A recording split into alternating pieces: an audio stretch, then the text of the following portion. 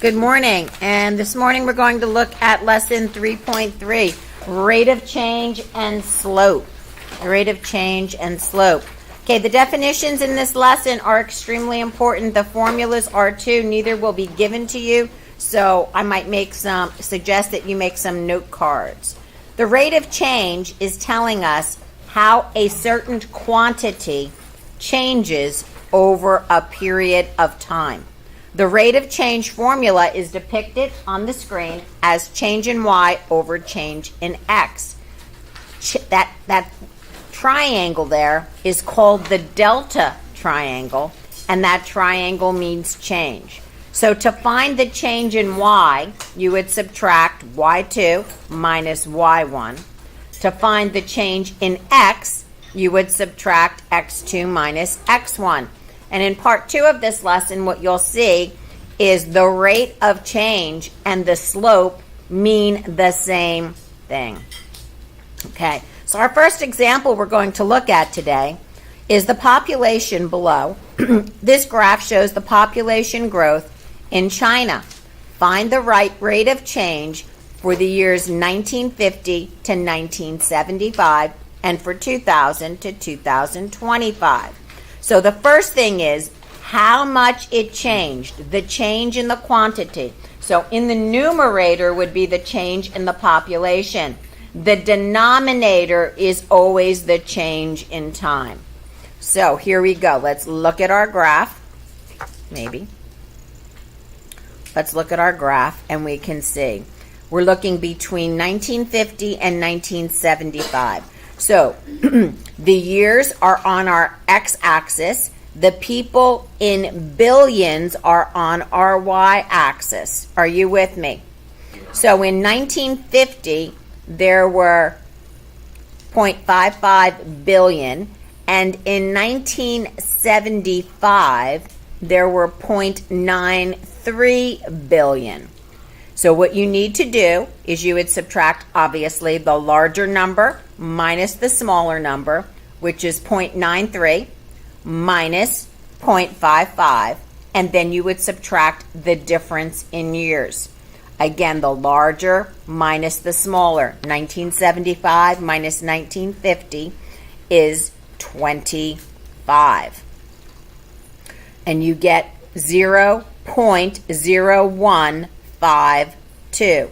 So the growth was 0.0152 billion per year, or you could just leave it like that, or it would have been reported as 15.2 million people per year. That's how fast that population was growing. Hey guys, that's pretty fast. Do you understand that? Okay, and you'll understand later in the year when we talk about exponential growth and exponential decay and exponential growth of a population that's pretty crazy. Now the changes between the year 2000 and 2025, again, we would look at our graph. In 2000, there was 1.27 billion, right? In 2025, 1.45 billion. 1.45 minus 1.27 divided by the difference in years from 2025 minus 2000 gives me 25 years, or 0.18 divided by 25, which gives me 0.0072, or 7.2 million people per year. So we see that the population is slowing down. Does anybody have a question? So we can do our own problem. All right, are you ready? I'll make one up for us. Let's make one applicable to the King's Academy. Okay.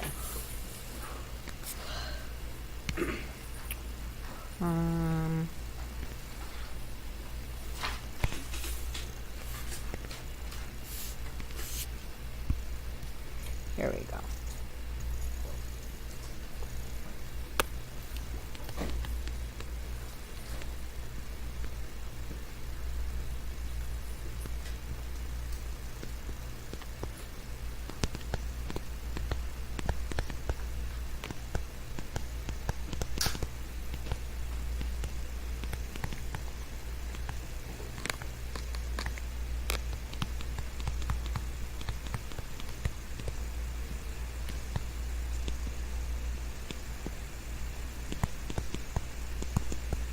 Okay. So in the year 1986, the cost of a slice of pizza at TKA's cafeteria, I abbreviated it cafe, was 50 cents per slice. What is it now, $2? Okay. In 2018,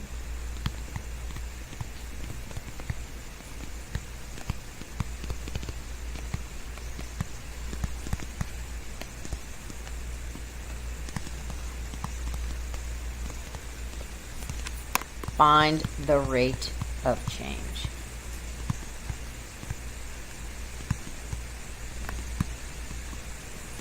Okay, so let's just remember a couple of things. Let's just bring a couple of things up here for you.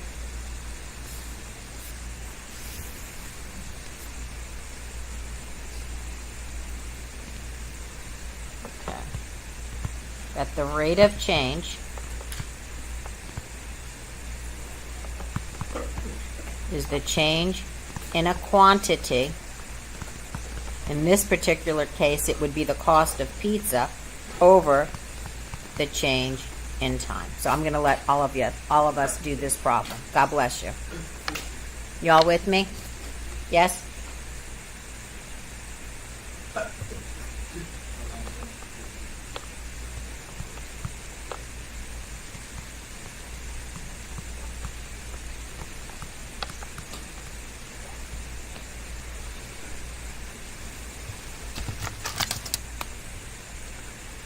Okay, so if you're watching, we're just working this problem out. We're finding our quantity, which is the change in price, over the change in years.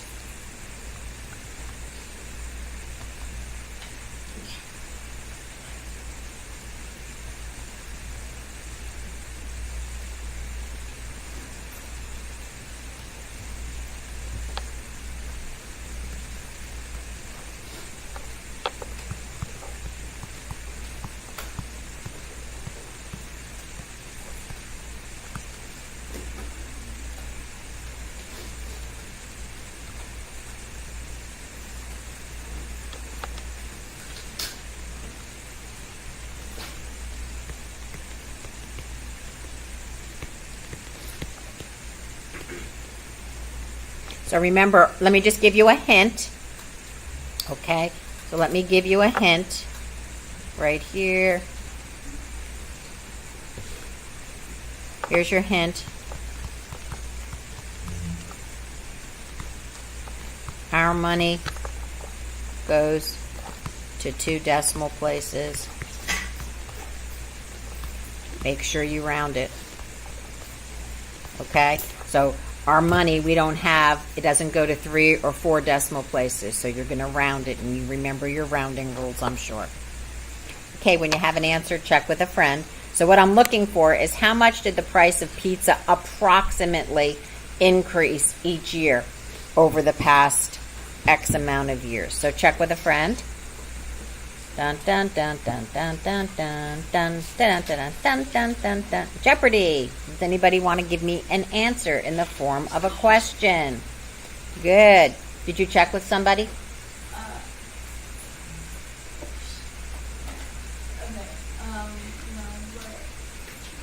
got $4.69,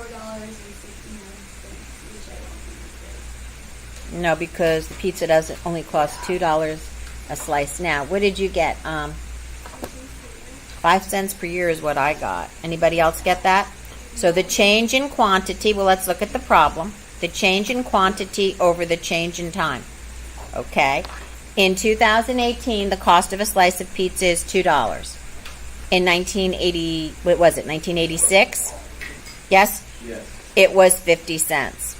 So, I should have shown you this here. So, 2018 minus 1986, that gives me 32 years.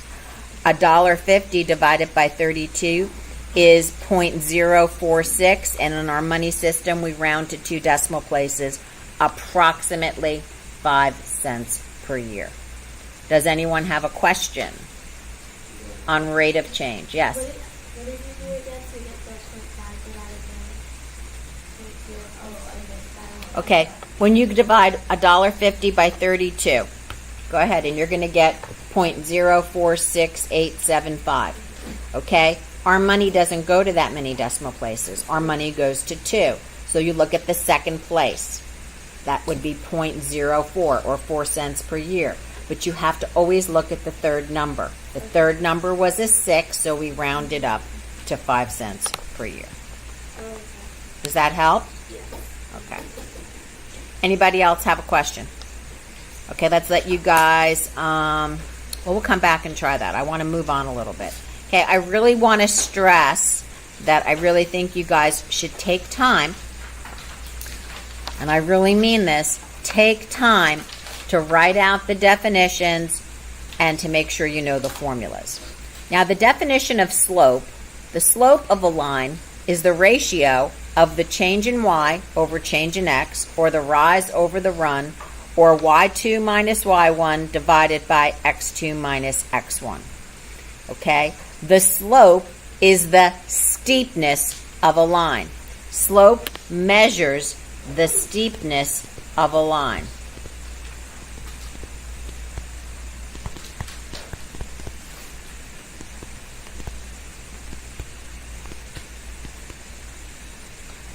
Okay? And there are 4 types of slope. You will be required to know all 4 of them to be able to know what type of a line they form. That's why we put it in a nice chart form for you, and what the slope of that line would be. So, a line that has positive slope, it's a diagonal line. The line is going to rise from left to right. So let's make sure you're looking at me. Positive slope forms a diagonal line. Here are 2 examples of positive slope, and the line rises from left to right. So this would be like Jack and Jill walked up the hill. Positive slope. They're walking up the hill. Are you with me? The next column in blue, negative slope. It's also a diagonal line, but this time the line is falling from left to right, and we know what happened. Jack fell down and broke his crown. The crown is the top of your head. So falling down or skiing down. Are you with me? And of course, if the slope is negative, there's going to be a negative sign in front of the x term. Then there's zero slope. What types of lines have zero slope? Horizontal lines have zero slope. Anything that's in the form of y equals a number, y equals 4, y equals 7, y equals -3, y equals 1/3, is a horizontal line. Remember, horizontal lines never cross the x-axis. They have no zeros. And then we have undefined slope. Undefined slope. Vertical lines have undefined slope. And I'm going to take a minute and talk to you why vertical lines have undefined slope. And they're going to be in the form of x equals a number, x equals 8, x equals 1, x equals 1/2. Okay, so again, slope is the steepness of a line. It's represented by the letter M. Please make sure you know the 4 types of slope, that you could explain them, that you could make a graph. Make sure you know the definitions of rate of change and slope, and know the formulas to find them. Okay. Find the slope of a line that passes through these 2 points. So somebody's just going to go ahead and give me the points, because I'd like to work the problem with you. Okay? So let's go ahead and find the slope.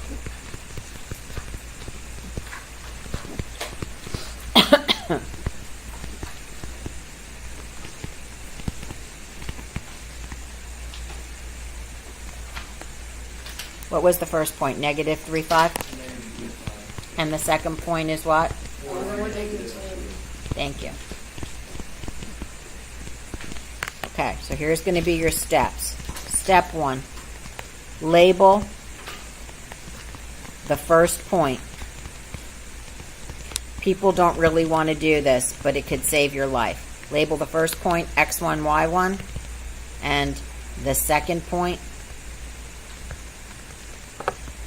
x2, y2. And the reason I tell you to do that is it's really easy, guys, to transform numbers. When you're looking at it, it's really easy to put it in the wrong place.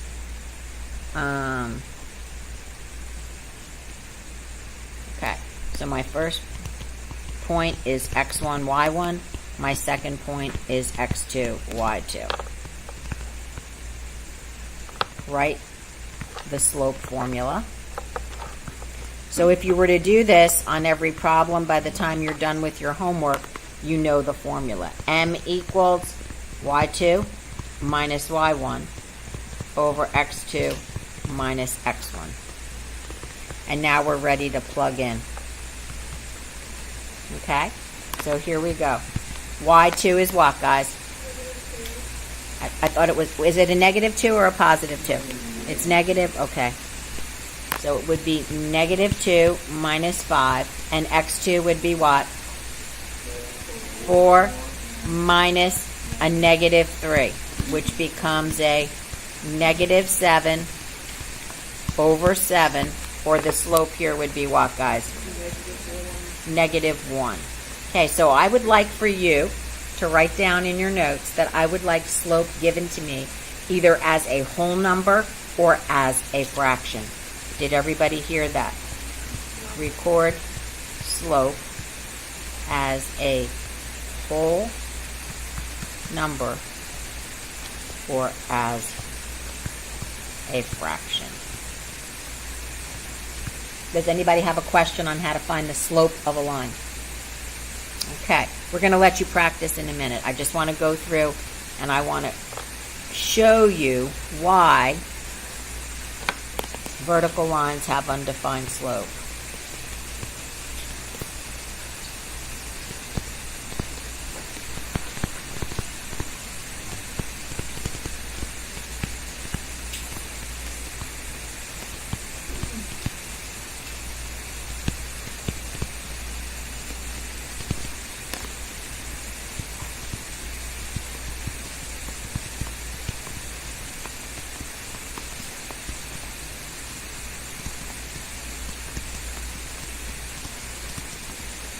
Okay, so let's go ahead and find the slope of 3, 6, and 10, 6. 3, 6, and 10, 6.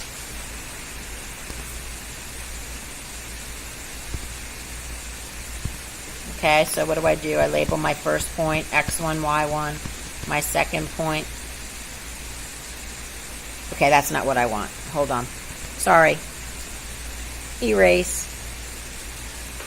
I know we're recording this, but it's okay. We can do this. Let me change my points.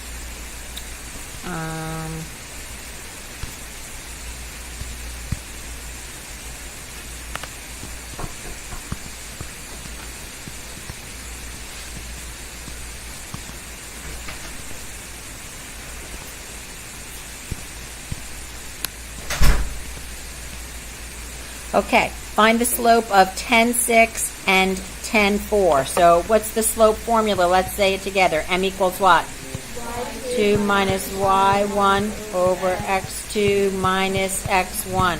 So now we're going to plug in. What's y2, guys? 4. What's y1? Which gives me what? What's x2? What's x1? Negative 2 divided by 0 equals what? It's undefined. It does not equal 0. So, slopes of vertical lines are undefined because the x-coordinates are the same, and x2 minus x1 equals 0, and division by 0 is undefined. Are you with me? Yes?